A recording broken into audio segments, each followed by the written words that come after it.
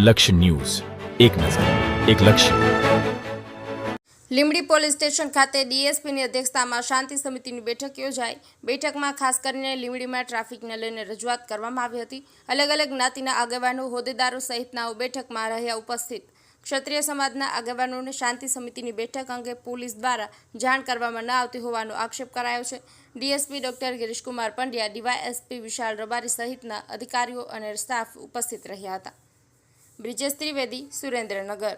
આજે લીંબડી પોલીસ સ્ટેશનના વાર્ષિક ઇન્સ્પેક્શન અનુસંધાને લોકદરબારનું આયોજન કરવામાં આવેલ હતું. આ લોકદરબારની અંદર મુખ્યત્વે ટ્રાફિક સંબંધી પ્રશ્નોની રજૂઆત થયેલ હતી. સાથે સાથે ગુજરાતના ગૃહ વિભાગ દ્વારા જે નેત્રમ વિશ્વાસ પ્રોજેક્ટ છે એ પ્રોજેક્ટ અંતર્ગત લીંબડી અને ધાંગધ્રા આ બે નગરપાલિકા છે એનું ફેઝ 2માં સિલેક્શન કરવામાં આવેલું છે.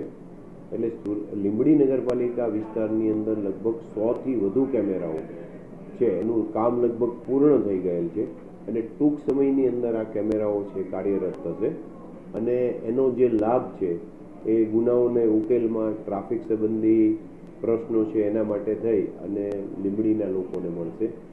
સાથે સાથે જે ટ્રાફિક રિલેટેડ જે સમસ્યાઓ છે એના માટે સ્થાનિક પોલીસને સૂચના કરેલ છે અને આ સિવાય કેટલાક જે સંવેદનશીલ લોકેશન્સ છે એના ઉપર પણ લોકભાગીદારીથી આ કેમેરા લગાવવાની કાર્યવાહી છે એ લીંબડી પોલીસ સ્ટેશન દ્વારા હાથ ધરવામાં આવશે.